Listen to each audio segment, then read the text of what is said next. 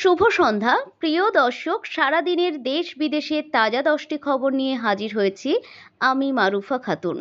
চলুন দেখে নেওয়া যাক শুরুতেই শিরোনাম।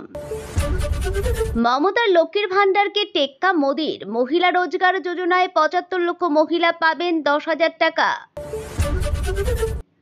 হাইকোর্টে জামিন পেলেন পার্থ চট্টোপাধ্যায়, প্রাথমিকের মামলার রায়ের দিকে তাকিয়ে সকলে। রাজ্যের মেয়েদের জন্য বড় উপহার, পশ্চিমবঙ্গ সরকার আনলো সবলা প্রকল্প, কি কি সুবিধা মিলবে? পুজোর পরে 13,421 চাকরি হবে প্রাথমিকে, জারি হলো শিক্ষক নিয়োগ বিজ্ঞপ্তি।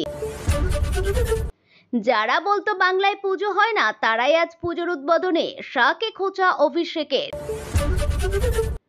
কলকাতা ভাসিয়ে পুজোর মুখে রেকর্ড বৃষ্টি, একই পূর্বাভাস দিল আবহাওয়া দপ্তর। নিত্য নতুন খবরের আপডেট পেতে সঙ্গে থাকুন। আসছে বিস্তারিত খবরে। মমতার লক্ষ্মীর ভান্ডারকে টেক্কা মোদির, মহিলা রোজগার যোজনায় 75 লক্ষ মহিলা পেলেন 10,000 টাকা। প্রধানমন্ত্রী নরেন্দ্র মোদী শুক্রবার ভিডিও কনফারেন্সের মাধ্যমে বিহারের জন্য মুখ্যমন্ত্রী মহিলা রোজগার যোজনা চালু করেছেন। 75 লক্ষ মহিলার ব্যাংক অ্যাকাউন্টে দেওয়া হলো 10,000 টাকা। মমতা বন্দ্যোপাধ্যায়ের সবথেকে জনপ্রিয় প্রকল্প লক্ষ্মীর ভান্ডারকে গুনে গুনে টেক্কা দিলেন প্রধানমন্ত্রী নরেন্দ্র মোদী। তিনি বিহারের মহিলাদের জন্য শুক্রবার চালু করলেন মহিলা রোজগার যোজনা। এই প্রকল্পের মাধ্যমে রাজ্যের মহিলাদের সরাসরি 10,000 টাকা করে দেওয়া হবে। উপকৃত হচ্ছেন রাজ্যের প্রায় 75 লক্ষ মহিলা।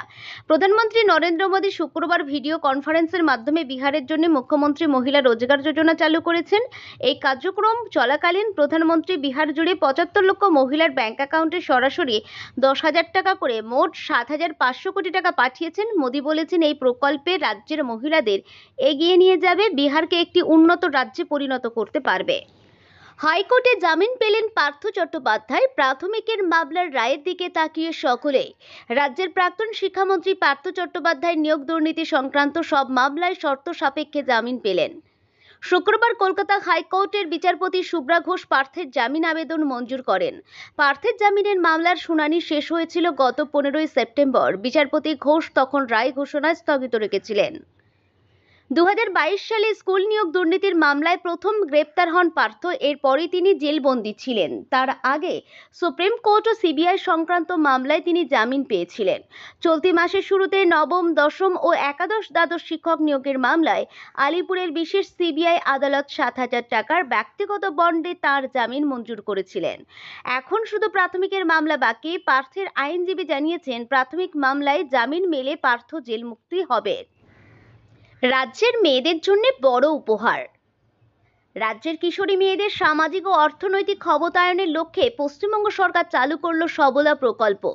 এই প্রকল্পের মূল লক্ষ্য হলো 11 থেকে 18 বছর বয়সী কিশোরদের পুষ্টি, স্বাস্থ্য, জীবন দক্ষতা এবং আত্মনির্ভরতা বৃদ্ধি করা। অঙ্গনওয়াড়ি কেন্দ্রের মাধ্যমে রাজ্যের বিভিন্ন জেলায় এটি বাস্তবায়ন করা হচ্ছে এবং ইতিমধ্যেই হাজার হাজার কিশোরী এই সুবিধার আওতায় আসছে।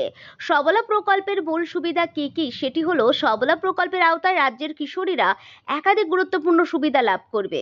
পুষ্টিকর খাদ্য, স্বাস্থ্য, নিয়মিত পুষ্টিকর খাদ্য সরবরাহ এবং স্বাস্থ্য পরীক্ষা করা হবে। রক্ত স্বল্পতা প্রতিরোধের জন্য বিশেষ ব্যবস্থা নেওয়া হবে। প্রতিটি কিশোরীর জন্য একটি বিশেষ কিশোরী কার্ড দেওয়া হবে, যেখানে স্বাস্থ্য, টিকা এবং অন্যান্য গুরুত্বপূর্ণ তথ্য সংরক্ষণ করা থাকবে। পরিবার কল্যাণ, স্বাস্থ্য সচেতনতা এবং জীবন দক্ষতা সম্পর্কিত বিভিন্ন প্রশিক্ষণ দেওয়া হবে। সেলাই, হস্তশিল্প, বিউটিশিয়ান কোর্স সহ বিভিন্ন বৃত্তিমূলক প্রশিক্ষণের মাধ্যমে ভবিষ্যতে আয়ের পথ তৈরি করতে সাহায্য করবে। আবেদনের প্রক্রিয়া, প্রয়োজনীয় নথি। সবলা প্রকল্পে আবেদন করার জন্য কিশোরীর বয়স হতে হবে 11 থেকে 18 বছরের মধ্যে। বিশেষত গ্রামীণ বা আর্থিকভাবে পিছিয়ে থাকা মেয়েরা এই প্রকল্পের অগ্রাধিকার পাবে। পুজোর পরই 13,421টি শূন্য পদে প্রাথমিক শিক্ষক নিয়োগ করতে চলেছে রাজ্য সরকার। এ নিয়ে পশ্চিমবঙ্গ প্রাথমিক শিক্ষা পর্ষদ বৃহস্পতিবার বিজ্ঞপ্তি জারি করেছে। 2022 সাল ও 2023 সালের প্রাথমিক টেট উত্তীর্ণরাও এই নিয়োগের সুযোগ পাবেন। শিক্ষক নিয়োগ নিয়ে এদিন এক্স হ্যান্ডেলে শিক্ষামন্ত্রী ব্রাত্য বসু জানিয়েছেন, আসন্ন শারদীয়ায় বাংলার যুবক যুবতীদের শিক্ষক পদপ্রার্থীদের জন্য সুখবর। মাননীয় মুখ্যমন্ত্রী মমতা বন্দ্যোপাধ্যায়ের উদ্যোগে 13,421টি শূন্য পদে নিয়োগের বিজ্ঞপ্তি জারি করেছে প্রাথমিক শিক্ষা পর্ষদ। পুজোর পরই এই নিয়োগ প্রক্রিয়া শুরু করবে পর্ষদ। সকল চাকরি প্রার্থীদের জন্য রইল আগাম শুভেচ্ছা। যারা বলতো বাংলায় পুজো হয় না তারাই আজ পুজোর উদ্বোধনে শাকে খোঁচা অভিষেকে।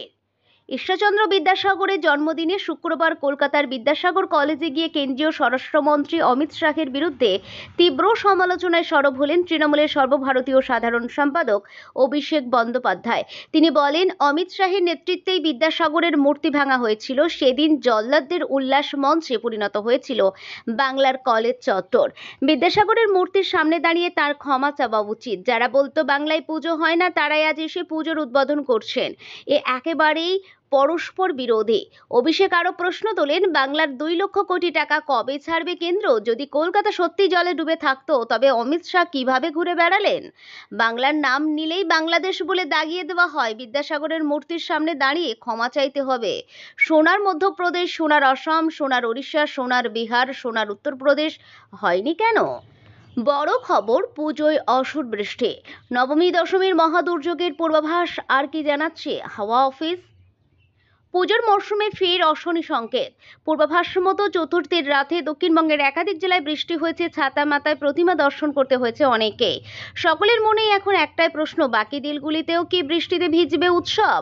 তবে আবহাওয়া দপ্তর থেকে সুখবর মিলল না। জানা যাচ্ছে পঞ্চমী অর্থাৎ আগামীকাল থেকেই বাড়তে পারে বৃষ্টির পরিমাণ, যা পুজোর আনন্দ মাটি করতে পারে। ভারী বৃষ্টির সতর্কতা জারি হয়েছে উপকূল ও সংলগ্ন 4 জেলায়। আশঙ্কা করা হচ্ছে নবমী এবং দশমীতে প্রবল দুর্যোগের মুখে পড়তে পারে রাজ্য।